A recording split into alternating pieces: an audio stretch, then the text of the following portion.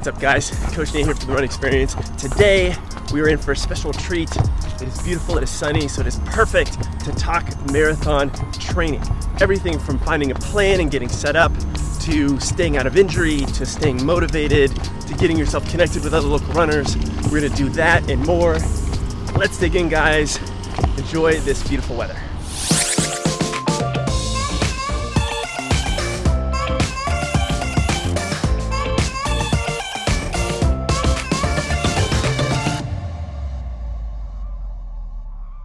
Hey, thank you to Aftershokz for sponsoring this video and bringing it to you today. Stay tuned for a message later on just about why we like them so much and how they could be a great addition to you in your running. All right, guys, let's talk about motivation. Now, chances are if you've just signed up for a marathon and you're watching this video, you're pretty hyped. You're really excited to start training and just to get into the whole thing. But it's important to remember, guys, that not every day is going to feel amazing or how you picture it right now. There's gonna be some days that are gonna feel pretty tough. You're gonna have to run in the dark. You're gonna have to run in the cold. You're gonna have to run through the wet. You're gonna have to run under extreme levels of fatigue when the last thing you wanna do is run. But hey, you are now a marathoner and that is what you unwittingly signed up for. That's okay. I think just recognizing that and owning that a little bit makes you feel part of this bigger thing, that this running journey towards a marathon is pretty special. It's hard. There are no shortcuts, but just embracing it and being part of it goes a long way. There's a few other things though, guys, we can do to keep ourselves in the game and making those lows not quite feel as low. The first thing is just recruiting your friends. We don't always thrive running solo. We actually do better when we're in groups. So if you can recruit a buddy for like a recovery run where you can just chat away, or to a little extra motivation on some of that speed work would be super helpful. The other great place is on your long runs. If you've, say, signed up for a local marathon, or you're just in a bigger city, chances are there are run clubs in the area that host long runs.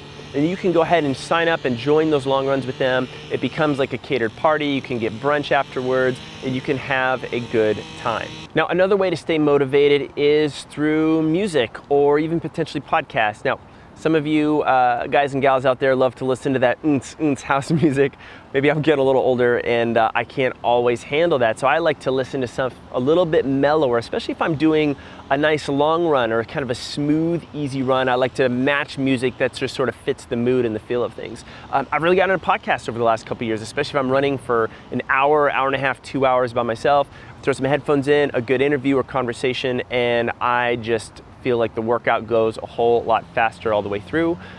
If I am doing some hard sessions, I don't want to concentrate on a podcast, I want to concentrate on my effort, I might put some music in there that gets me motivated and uplifted going a little bit more. But that's a great thing to do if I'm not able to run with other people and I'm not able to get that little extra assistance. Of course, I love running with my Aftershokz headphones. They hook around my ears so I can stay safe. I can hear things going around me while I am listening to my stuff and getting my runs done and getting that much closer to that marathon.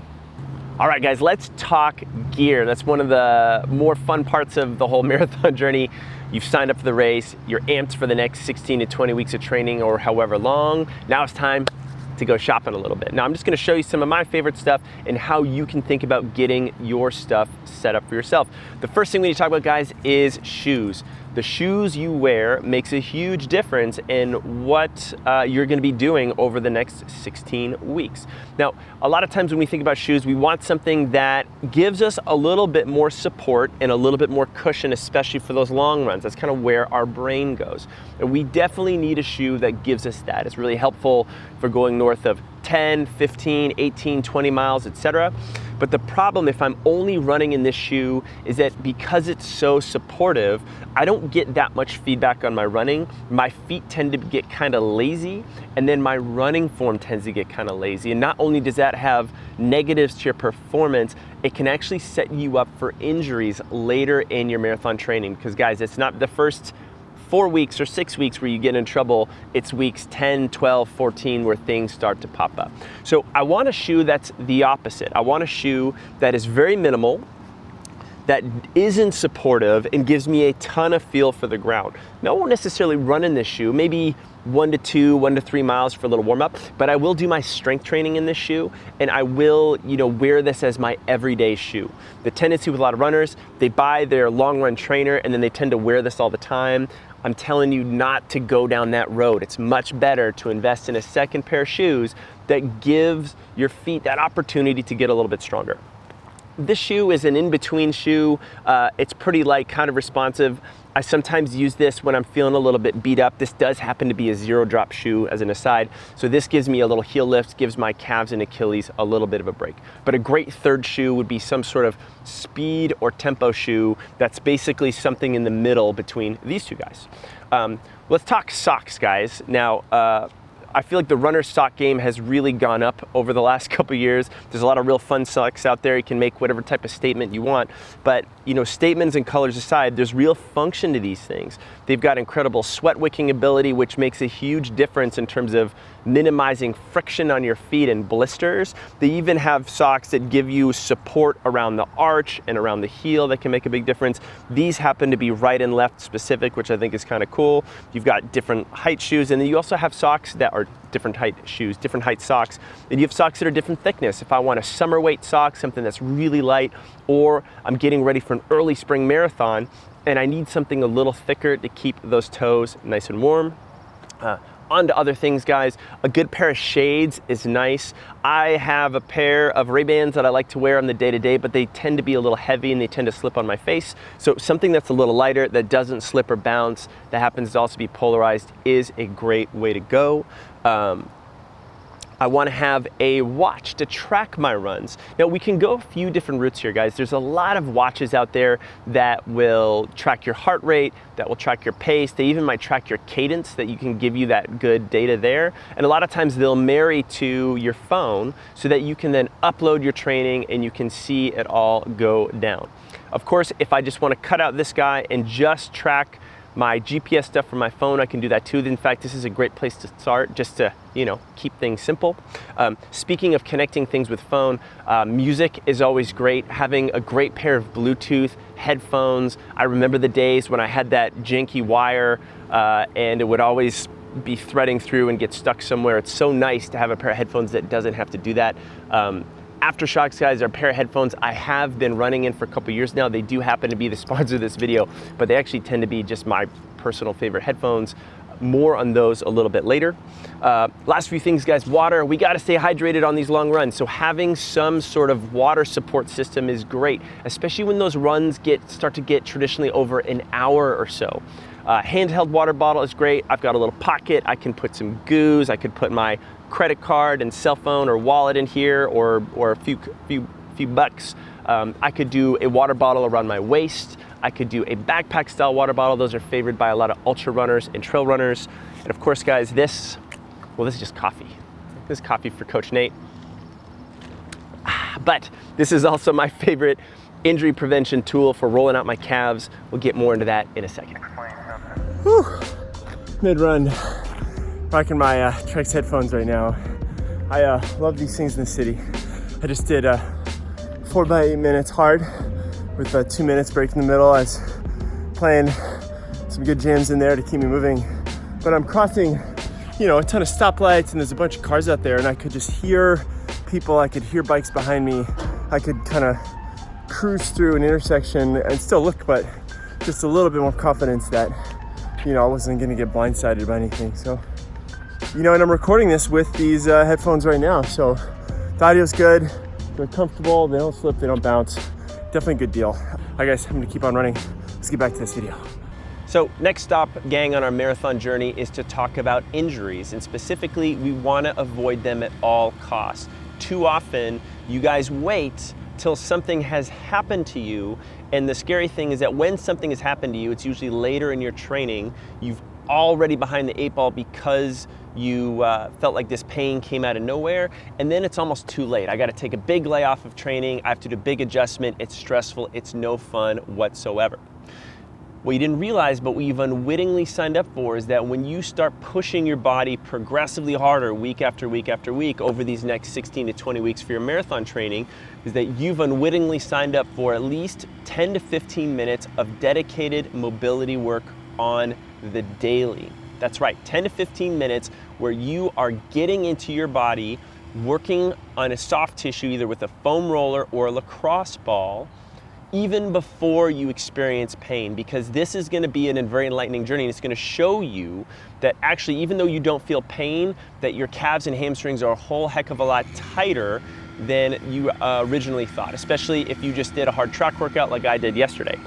So I could take my roller, and even though my calves are fine, they're not bothering me while I'm running, I'm gonna work on these guys 2 times a week. This is gonna help decongest this tissue. It's gonna help open these guys up, so I'm gonna have a faster recovery, but it's also gonna give me a nice sense of where my body's at, so that when I get later into that training, and I start to notice, it's like, you know what, my calves aren't releasing like they normally do after a day, they're taking an extra 2 or 3 days. That's important information for me to say, like, hey, you know what, maybe I shouldn't do my long run on Saturday, maybe I should push it to Sunday or adjust it a little bit.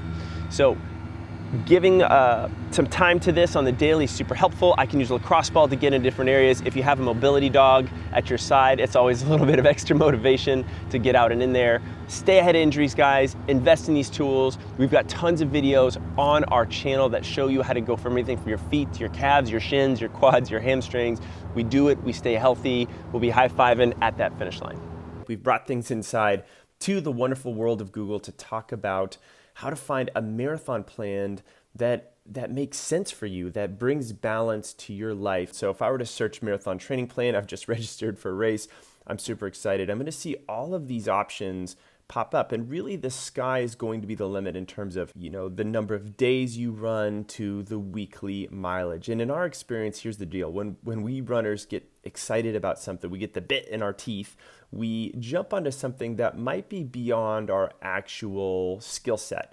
We go into a run that just has probably a little bit too much, you know, weekly running, and what we don't fully appreciate is that when we get into these more aggressive plans, it actually assumes that we have built up the strength, the run form, and the injury prevention skill set to take care of our body when those things happen, right? So we even get into an intermediate plan that says 25 to 50 miles a week. That's pretty broad. We start to see plans like this, where it's like, okay, there's a rest day, there's some run progressions, and we really just see a chart of mileage. Now, all plans, when you boil it down, look something like this, but we want to be super honest with ourselves and understand, hey, where am I right now? If I'm a runner who's newer, who's only been running maybe 15 to 20 miles a week, hitting a plan that gets me up to 45 miles a week might be a bridge too far right now. I might need to find a plan that's a little bit more or less, or to be able to work with coaches that will be okay with me cross-training and supplementing some of these longer runs for some other activities. The other thing that's hard in a plan like this is I don't really see a lot of room for strength training and injury prevention. We'll get into that in a little bit more detail later on, but suffice to say, we really think that all athletes should be doing some form of strength training at least twice a week. And what you don't realize, what you've signed up for, is you've signed up for a whole lot of mobility work too. So, you know, you might find yourself on our channel, and this is a great place to look for if you're looking for, you know, strength. You can just sort of search. If you're looking for injury prevention, if you've got specific issues, you can supplement a lot of your workouts with your plan. And of course, we have our own marathon plan as well. This is the homepage. And then you can see that, like, when we go into each week, we really get into a lot of video and detail and depth, making sure that you know how to do this stuff so you can be healthy. So end result, if you have your friends who are running 40, 50, 60 miles a week, ask them how long they've been running, ask them if they can do it healthy. If they're doing both of those things, that's great for them, but that may not be ready for you yet. Find a plan where the mileage is not too far off from where you currently are, and find a plan that gives you room to work on those other issues of your body that will really make your marathon experience that much better all the way around. All right, next stop on our marathon journey, ladies and runners, runner gentlemen, is to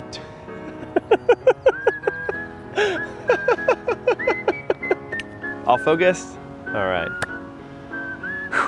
You're hyped. You can't wait for the next 16 weeks of blah, blah.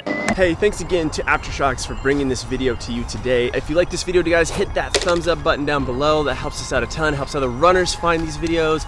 Any comments or questions, drop those below too. marathon. We can go pretty far down the rabbit hole, and we're happy to do that with you, so drop those away.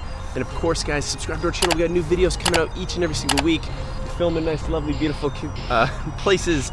We want you to see them. We want to be part of your runner journey and make you better. That's what the game is all about. As I'm going to keep filming out here, get a little bit of sun, enjoy this outdoor weather before the fog comes in later on this year. I'll see you guys in the next one.